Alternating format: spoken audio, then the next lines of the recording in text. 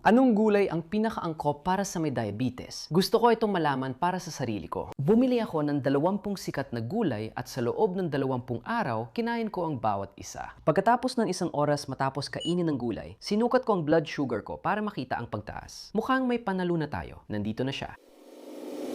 Ganito ang plano. Hatiin natin ang 20 pinakasikat na gulay sa 3 mangkok. Berde na mangkok para sa mga gulay na hindi gaano nagpapataas ng asukal sa dugo. Dilaw na mangkok para sa mga gulay na nagdudulot ng katamtamang pagtaas ng blood sugar o mga gulay na okay lang. At pula na mangkok para sa mga gulay na maaring magdulot ng matinding pagtaas ng blood sugar. Sa video na ito, ibabahagi ko ang ilan sa paborito kong recipe ng gulay. Panuorin hanggang dulo. Tandaan, hindi ako doktor o nutritionista. May 35 taon na akong may diabetes at tunay kong naranasan ang kondisyong ito. Simulan natin sa isa sa pinakakilalang gulay, bell peppers. Ang bell peppers ay mahusay na pinagkukunan ng vitamin C at vitamin A. Pero tingnan natin kung ano ang epekto nila sa ating blood sugar. Kapag mas maraming carbs, mas mataas ang blood sugar. Ang isang tasang hiniwang bell peppers ay may 8 carbs, kaya medyo marami na rin yon. Sa 8 gramo ng carbs, 2 gramo ay fiber na maganda para sa atin. Hindi ito natutunaw ng katawan, di tulad ng ibang carbs. At dahil dyan, hindi ito nadudulot ng pangtaas ng blood sugar. Kaya kapag gusto nating malaman kung gaano kalaki ang epekto ng isang pagkain sa blood sugar natin, kailangan nating ibawas ang fiber sa carbs. Nang ginawa ko yon para sa isang tasang bell peppers, lumalabas na 6 net carbs lang pagkatapos bawasin ang fiber. Hindi na masama. Pero ang susunod na mahalagang bagay na kailangan nating tingnan ay ang glycemic index o GI ng bell peppers. Ang karaniwang bell pepper ay may GI na mga 30 na maganda rin naman.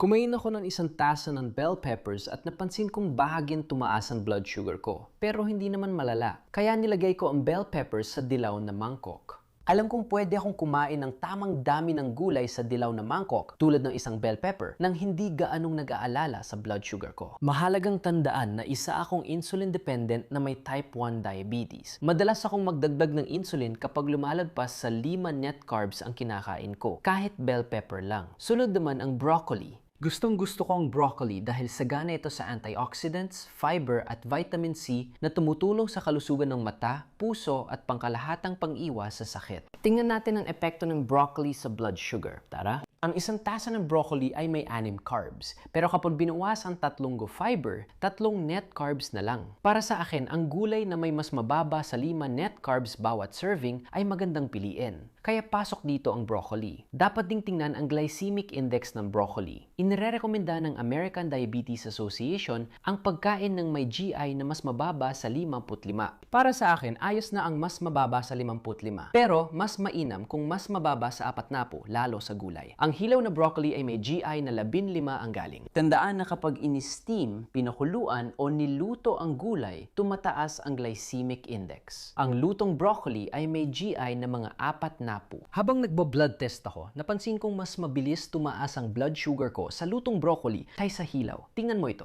Kumain ako ng tasa ng pinakuluang broccoli. Bahagya lang tumaas blood sugar ko, kaya nilagay ko ito sa berdeng mangkok. By the way, sa lahat ng gulay sa berdeng mangkok, hindi ko iniintindi kung gaano karami ang kinakain ko. Kakain ako ng kasing dami ng gusto ko. Kadalasan, hindi ko na kailangan mag-insulin dahil napakababa ng carbs nila. Ngayon, punta naman tayo sa siguro pinakasikat na gulay sa lahat, patatas. Madalas itinuturing na masustansya at healthy ang patatas dahil mataas ito sa potassium at vitamin C, halimbawa. Pero ang isang tasa ng roasted na patatas na siyang pinakasikat na uri ay may 26 carbs at 2 gramo lang ng fiber. Kaya 24 na net carbs yon. Marami na yon at ang glycemic index ng roasted na patatas ay 80. Mataas na mataas yon. Kumain ako ng pinakuluang roasted na patatas at tumaas agad blood sugar ko sa mahigit 200 sa loob ng 30 minuto kahit may insulin akong ininom. Nilagay kong patatas sa pulang mangkok, pero hindi ko sinasabi na wag na kayang kumain ng patatas. Yun lang ang punto ko. Para sa lahat ng gulay sa pulang mangkok, bawasan ng bahagi at isama ang patatas sa mga gulay sa berdeng mangkok. Nakakatulong ito magdagdag ng fiber at pabagalin ang pagtaas ng blood sugar. Isa pang paraan para maiwasan ang matinding pagtaas ng blood sugar mula sa patatas ay ang pagpili ng patatas na mas mababa ang glycemic index. Halimbawa, ang kamote ay may GI na mga 50 at ang patatas na karisma ay may GI na 53. Ang mga ito ay alinsunod sa rekomendasyon ng EDA na mas mababa sa 55 kahit hindi perpekto. Makikita sa graph na mas mabagal at kaunti ang pagtaas ng blood sugar ko sa kamote at patatas na karisma kaysa regular na patatas, lalo na sa patatas na karisma. Isa pang bagay na makakatulong ng kaunti ay huwag balatan ang patatas at iwanan ang balat dahil ang balat ay may halos kalahati ng kabuuang hibla ng patatas. Tulad ng nasabi ko, nakakatulong ang fiber pabagalin ang pagtaas ng blood sugar. May isa pang paraan para mapabagal ang pagtaas ng blood sugar, ang tamang paghahanda ng patatas. Iwasan mong i-roast ang mga ito sa oven dahil mas pinapataas nito ang glycemic index ng patatas kaysa sa pagboboil. Gusto mong pakuluan ang mga patatas at kapag luto na, ilagay mo ito sa ref at palamigin. Nabubuo ang pagpapalamig ng resistant starch na hindi madaling gawing glucose ng katawan. Kahit initin mo ulit ang patatas mamaya, hindi pa rin agad tataas ang asukal mo kumpara sa karaniwang pinakulowang patatas. Pinakapaborito kong kainin ng malamig na patatas ay gawing potato salad na may gulay, olive oil, Dijon mustard at suka. Tingnan mo, yung potato salad na ginawa ko, mas mababa ang pagtaas ng asukal ko sa dugo kaysa kung pareho lang ang dami ng karaniwang patatas. Nakakatuwa, di ba? Ilang taon kong inaral ang mga bagay na nakakaapekto sa asukal ko sa dugo. At gusto kong ibahagi ang kaalaman ko dito sa channel na ito. Kung gusto mo ng mas organisado, personal at epektibong pagkatuto, may espesyal akong inihanda para sa'yo. Gumagawa ako ngayon ng isang eksklusibong coaching program, ang Blood Sugar Academy. Tutulungan ka ng programang ito mamuhay ayon sa gusto mo habang nakakamit ang balancing blood sugar at mas mababang HbA1c. Kaya kung gusto mong malaman pa ang tungkol sa programang ito, i-click mo lang ang link sa ibaba at ipaalam na interesado ka. Sisiguraduhin kong makikipag-ugnayan ako sa iyo kapag nailunsad na ang programa. Susunod naman ay ang mga sibuyas. Ngayon, lahat ng kakilala ko gumagamit ng sibuyas sa pagluluto, maliban sa bayaw kong allergic dito. Pero syempre, ako mismo ay gustong-gusto kong gumamit ng sibuyas dahil nabibigay ito ng masarap na lasa sa mga niluluto ko. Ang isang tasa ng tinadtad na sibuyas ay may 15 carbs. Kahit bawasin ng 3 G-fiber, 12 net carbs pa rin ang makukuha. Medyo marami na yon para sa isang gulay, pero kailangan din nating tingnan ang glycemic index para makumpleto ang impormasyon. Ang GI ng hilaw na sibuyas ay 15, maganda na yon. Pero kapag niluto mo ang sibuyas, maaaring tumaas ang GI nito hanggang mga 40. Medyo nasa hangganan na, pero pasok pa rin sa ADA na dapat mas mababa sa 55. Pero nung sinubukan kong sukatin ang blood sugar ko pagkatapos kumain ng isang inihaw na sibuyas, nakita ko na unti-unti pero medyo maliit lang ang pagtaas ng blood sugar ko. Tumagal ito ng isang oras kaya nilagay ko ang sibuyas sa dilaw ng mangkok. Pero sa totoo lang, hindi ako masyadong nag-aalala sa pagdagdag ng sibuyas sa mga pagkain ko. Kasi kadalasan, 1 o 2 pirasong sibuyas lang naman ang nilalagay ko sa buong putahe. Kaya ang dami ng sibuyas sa bawat bahagi at ang epekto nito sa asukal ko sa dugo ay napakaliit lang. Ang susunod na sikat na gulay na pag-uusapan natin ay pipino. Ang gusto ko sa pipino ay kahit na malutong at nakakapresko ito, 70% tubig ito. Kaya nakakatulong ito na ma-hydrate ang katawan mo at nakabubuti rin ito sa balat mo, pangtunaw ng pagkain at pangkalahatang kalusugan. Ang tasa ng hilaw at hiniwang pipino ay may 4 na carbs at kapag ibinawas ang 1 gramo ng fiber, 3 gramo ng net carbs na lang. Maganda ito. Ang glycemic index ay 15 napakababa rin yan, kaya masasabi nating isa itong pagkain na talagang maganda para sa blood sugar. Sinukat ko ang blood sugar ko matapos kumain ng buong pipino. Halos di tumaas at busog pa ako. Kaya ilalagay ko ang pipino sa berdeng mangkok. Walang duda, pwede kang kumain ng marami nang hindi nag-aalala sa blood sugar. Sa ngayon, pipino ang pinaka-blood sugar friendly na gulay sa listahan. Kung matabang para sa'yo, huwag mag-alala, gumawa ng tzatziki. Kudkuring ang pipino sa isang mangkok, budburan ng asin, hayaan ng ilang minuto, tapos salain at alisin ang sobrang tubig. Pagkatapos, idagdag ang Greek yogurt, bawang, sariwang dill, kaunting olive oil, haluin lahat at ayan na. Ito ay isang healthy at blood sugar friendly na side dish o merienda. Gustong gusto ko talagang tzatziki, sobrang presko nito. Ngayon naman, lumipat tayo sa isa pang sikat na gulay, kamatis. Alam kong botanically, prutas ito tulad ng sili. Pero karamihan sa tao ay tinuturing itong gulay, lalo na sa pagluluto. Kaya isinama ko sila sa video na ito. Pagkain nila ang paksa, hindi pagtatanim. Ang isang tasang plum tomatoes ay may 7 carbs. 2 dito ay fiber. Kaya nasa 5 net carbs ito at maganda yon. Pero sa karanasan ko, mas gusto ng karamihan ang cherry tomatoes na mas matamis at kadalasan may 8 net carbs. Mahalagang tingnan ang glycemic index dahil kapag mataas ang GI ng kamatis, mas mabilis tataas ang blood sugar mo. Ngayon, tandaan na nag-iiba ang GI depende sa pinagmulan ng impormasyon, hinog ng kamatis, at paraan ng paghahanda. Karaniwan, ang glycemic index ng kamatis ay nasa 20 hanggang 30 na maganda. Mas mataas ang GI na mas matamis na kamatis at mas mababa naman kung hindi ito matamis. Sa aking pagsusuri, napansin ko rin na kapag mas hinog at mas naproseso ang kamatis, mas mabilis itong magdudulot ng pagtaas ng asukal sa dugo. Tingnan mo, bahagya lang tumaas ang blood sugar ko sa isang tasa ng hilaw na kamatis, pero mas mataas ang pagtaas sa isang tasa ng inihaw na matamis na cherry tomatoes. Kahit nag-insulin ako, halata pa rin ang pagkakaiba, kaya nilagay ko na lang ang kamatis sa dilaw na mangkok. Hindi sila kasing blood sugar friendly ng pipino, pero hindi rin nagpapataas ng blood sugar ko gaya ng patatas. Ngayon, hindi na ako umiiwas sa kamatis. Madalas ko rin naman silang kainin, pero lagi kong binibilang o tinatantiya ang carbs at tinitiyak na tama ang dose ng insulin na kailangan ko kapag kinakailangan. Paborito ko ring ulam na gulay ang pico de gallo na maraming kamatis. Hiniwa mo lang ng maliliit ang mga sariwang kamatis, sibuyas, serrano peppers at maraming cilantro. Lagyan ng katas ng daya patasin, haluin lahat at tapos na. Bagay na bagay ang salad na ito sa inihaw, pero pwede mo rin itong ihalo sa nilutong quinoa, beans, mais o avocado at makakagawa ka ng maraming masustansyang klase ng pagkain. Ngayon, tumuon naman tayo sa letsogas, lalo na sa romaine at iceberg na mga ure na siyang pinakasikat. Dahil sa isa G, carbs at 0.5 G fiber kada tasa, napakababa ng net carbs ng dahon na ito, kaya laging kasama sa bawat green bowl. Ang glycemic index nito ay 15 lang na lalong nagpapababa ng epekto nito sa blood sugar. Karaniwan kong nilalagay ang letsuga sa salad bowls, pero sinubukan ko rin kainin ito ng mag-isa para makita kung tataas ang blood sugar ko. Dahil hindi naman tumaas, inilagay ko ulit ang letsuga sa green bowl. Walang duda, kumakain lang ako ng gusto ko at hindi na ako nag-aalala kung kailangan ko pang mag-insulin o sa blood sugar ko. Mas magagandang leafy greens pa kaysa letsugas ang pag-uusapan ko mamaya. Ngayon, talakayin natin ang isa sa pinakaginagamit na gulay, ang karot. Masarap at masustansya ang karot pero dapat tandaan ang epekto nito sa blood sugar. Ito ang natutunan kong simpleng patakaran sa aking pagsasaliksik. Ang dilaw, orange, at pulang gulay ay madalas may katamtaman o mataas na carbohydrates. Sa kabilang banda, ang berde na gulay ay mababa sa carbohydrates at mataas sa fiber, na siyang gusto ko halos lagi. Mas kaunting carbs at mas maraming fiber. Ganon din ang carrot. Sa 12 carbs 4G, fiber at 8 net carbs bawat tasa, medyo mataas ang carrot sa carbohydrates. Pero mababa naman ang glycemic index nito. Nasa 15 hanggang 4 na po ito, depende sa paghahanda kung niluto o hindi.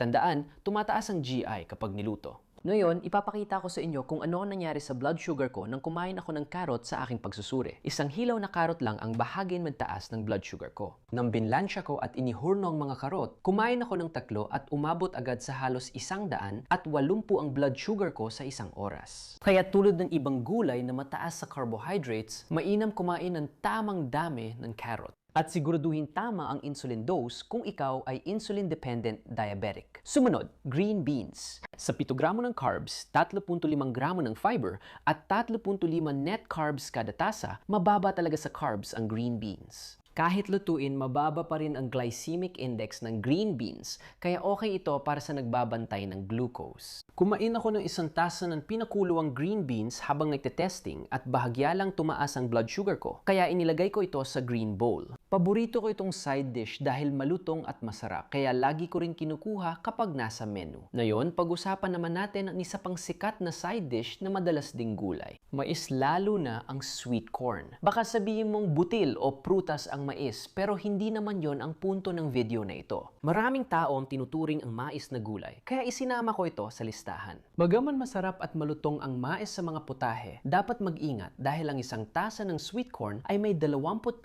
carbs na maaaring makaapekto sa blood sugar. Kung ibawas ang 3 gramo ng fiber, may 24 net carbs tayo. Medyo marami pa rin. Ngayon, ang sweet corn ay may glycemic index na 52 na pasok sa rekomendasyon ng ADA na mas mababa sa 55. Pero dahil mataas ang carb content nito, mas mataas pa rin ito kaysa sa gusto kong makita. Napansin ko sa pagsusuri ko na malaki at mabilis tumaas ang blood sugar ko dahil sa mais. Matapos kong kumain ng mais, tumaas ang blood sugar ko sa 200 kahit nag-insulin ako kasabay nito. Kaya nagpasya akong ilagay ang sweet corn sa pulang mangkok. Hindi mo kailangang iwasan ito ng tuluyan, pero maaari mong isaalang-alang na bawasan ang iyong bahagi o pagsamahin ng mais sa mga madahong gulay o iba pang low GI na gulay sa isang masarap na salad. Kung insulin-dependent diabetic katulad ko, ang pag-inject ng dosis bago kumain ng 15 hanggang 20 minuto bago kumain ng mais ay nakakatulong para hindi gaanong tumaas ang blood sugar. Tinatawag itong Prebolusing at epektibo ito sa lahat ng gulay o pagkain mula sa pulang mangkok. Matapos kong sabihin ang lahat, naniniwala pa rin akong mas mainam ang matamis na mais kaysa sa ibang side dishes gaya ng puting kanin, pasta o puting tinapay. Mas mabilis magpataas ng blood sugar ang mga iyon kaysa isang mangkok ng matamis na mais. Sunod, isa pa sa paborito kong gulay ay bawang. Ang masarap na gulay na ito ay may vitamin C, B6, selenium, manganese at iba pang kapaki-pakinabang na compound. Pero paano nga ba naaapektuhan ng bawang ang blood sugar mo? Ang isang piraso ng bawang ay may 1 gramo ng carbs. Maganda ito kasi madalas konti lang ang nilalagay natin sa putahe. Ang kaunting carbs ay hindi gaanong nakaapekto sa blood sugar. Maganda rin ang average glycemic index ng bawang mula 10 hanggang 30 depende sa pinagmulan. Ibig sabihin, malamang hindi agad tumaas ang blood sugar mo dahil sa bawang kung tataas man. Pero ito ang problema ko sa glycemic index. Paano naging 10 hanggang 30 ang range nito? Sa kasama ang palad, halos walang eksaktong numero. Maraming pinagmumulan na iba-iba ang impormasyon.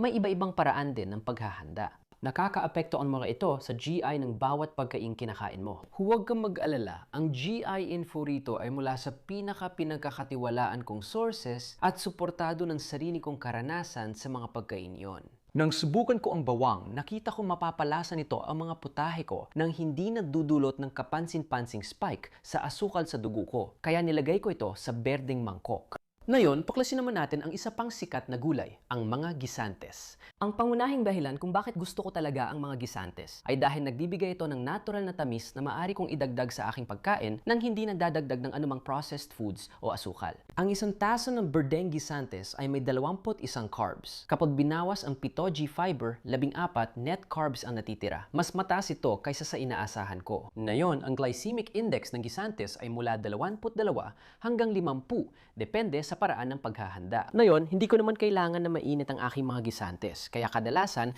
ay tinutunaw ko lang ito sa isang mangkok ng tubig at saka ko ito sinasala.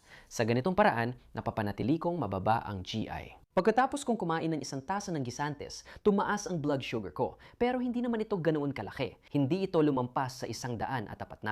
Mas okay ang gisantes para sa blood sugar ko kaysa sweet corn, pero hindi kasing ganda ng broccoli. Kaya sa dilaw na mangkok ko, ilalagay ang gisantes. Huwag mag-atubiling idagdag ito sa plato, pero tandaan na maaring tumaas ang blood sugar kung sasobrahan. Sunod ay isang gulay na madalas ito rin na espesyal, asparagus. Sa 5 carbs bawat tasa, mababa talaga ang asparagus sa carbs. Pag binawas ang 2G fiber, 3 net carbs na lang bawat tasa. Maganda yan. Pero kumusta naman ang glycemic index? Ang asparagus ay may GI na 15 na napakababa. Kaya sa unang tingin ay mukhang magandang option ito para sa blood sugar.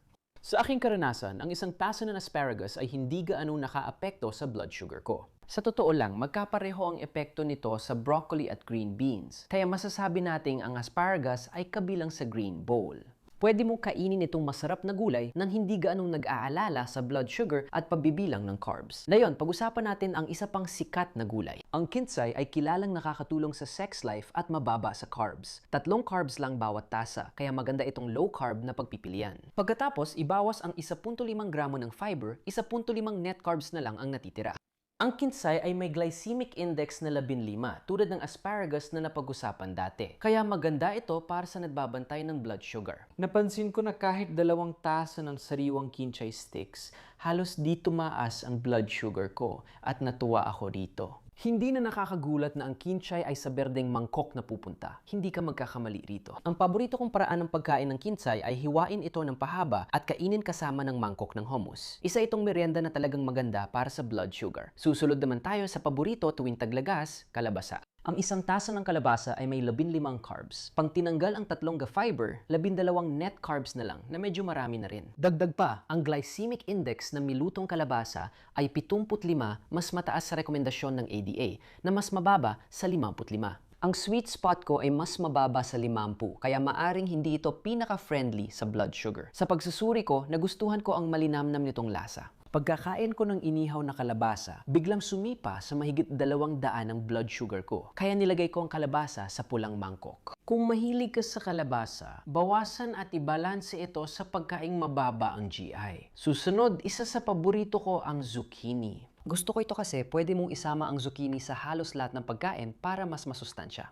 Noyon, hindi sila kasing sustansya ng kalabasa. Pero mas okay ba sila para sa blood sugar? Alamin natin. Sa 3.5 carbs at 1 gramo ng fiber kada tasa o 2.5 net carbs kada tasa, ang zucchini ay siguradong napakababa ng carbs. Ang glycemic index, muli, ay 15 na nagpapakita na talagang maaaring hindi gaanong magpataas ng blood sugar. Sa pagsusuri ko, hindi nadulot ng kapansin-pansing pangtaas sa blood sugar ko ang zucchini, kaya ilalagay ko ito sa berdeng mangkok. Malaya mong maisasama ang mga ito sa iyong mga pagkain nang hindi kailangan mag-alala tungkol sa iyong blood sugar. Paborito ko talaga ang zucchini meatballs na gawa sa chicken breast, steel-cut oats, itlog, pampalasa, herbs at kaunting parmesan cheese. Ilalagay ko ang video link ng recipe sa description kung gusto mong subukan. Ngayon, lilipat tayo sa isa pang sikat na gulay, cauliflower. Sa 5 carbs at 2 fiber, ang cauliflower ay low-carb na option. Matapos ibawas ang fiber, 3 net carbs na lang bawat tasa. Ang glycemic index na 15 ay maganda. Sa aking pagsubok, halos pareho lang ang hilaw at pinakulo ang cauliflower sa broccoli. Nang kumain ako ng isang tasa ng pinakuluang cauliflower, bahagya lang tumaas ang blood sugar ko. Mas mabuti sa blood sugar ang hilaw na cauliflower kaysa niluto. Kaya nilagay ko ito sa berdeng mangkok. Tuwing kumakain ako ng cauliflower, hindi ako nag-aalala tukol sa blood sugar ko at hindi ko masyadong binibilang ang carbs. Basta kumakain lang ako ng gusto ko. Ngayon, tuklasin naman natin ang isa pang uri ng kalabasa, ang butternut squash. Ang pinakulawang butternut squash ay may 22 carbs bawat tasa. Kahit bawasan ng 2G fiber, may 15 net carbs pa rin ito kada tasa. Mas mataas ang carbs ng gulay na ito. Pero ang glycemic index ng butternut squash ay 51 pasok sa rekomendasyon ng ADA na dapat mas mababa sa 55. Sa aking pagsusuri, nakaranas ako ng kapansin-pansing pagtaas ng aking blood sugar matapos kumain ng isang bahagi ng squash. At dahil dyan, ilalagay ko ito sa pulang mangkok.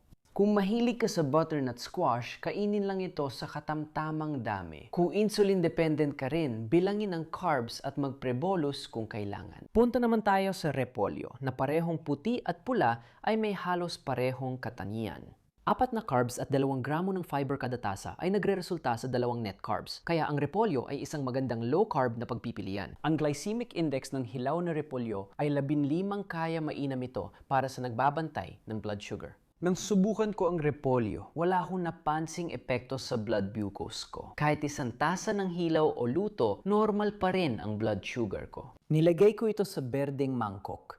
Nagulat ako na walang naging epekto sa blood sugar test ko matapos lutuin ang repolyo. Ngayon, kung talagang mahilig ka sa repolyo, baka gusto mo ring subukan ang sauerkraut. Ang fermented na repolyo ay hindi rin gaano nagpapataas ng blood sugar at mas marami pang nutrisyon at benepisyo sa kalusugan kaysa sa simpleng repolyo. Ngayon, pag-usapan naman natin ang 2 pang sikat na madahong gulay, spinach at kale. Ang spinach at kale ay may halos 1 gramo ng carbs at mas mababa sa 0.5 gramo ng net carbs kada tasa. Halos wala na yon, kaya napakagandang low-carb na pagpipilian ito. Ang glycemic index ay 15, hindi na ito matatalo pa. Ayon sa aking pagsusuri, walang epekto ang mga madahong gulay na ito sa blood sugar ko, kahit marami akong nakakain. Hindi rin tumaas ang blood sugar ko matapos kumain ng malaking mangkok ng spinach. Kung gusto mo ito, siguradong dapat mong idagdag ang mga dahon na ito sa salad, sopas, nilaga, o kahit saan mo gusto. Mapapasaya mo ang blood sugar at katawan mo kapag ginawa mo yan. Bago ko sabihin ang paborito kong gulay, ipapaliwanag ko muna kung paano mo ako makokontak. Ang pinakamadaling paraan para gawin yan ay sa pamamagitan ng aking Patreon, kung saan pwede mo akong i-message ng direkta at makapanood ng mga bonus na content.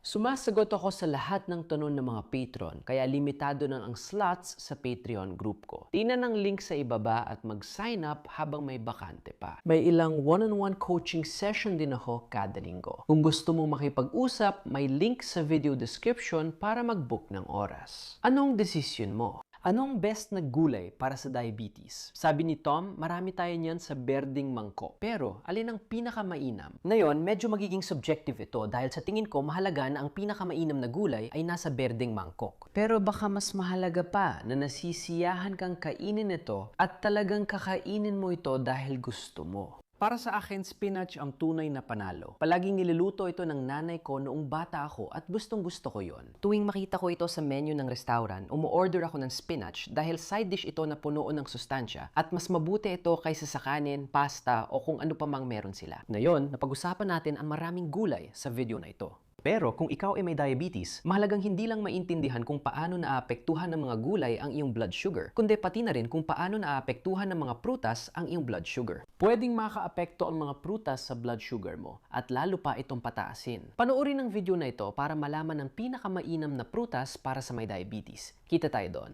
Paalam.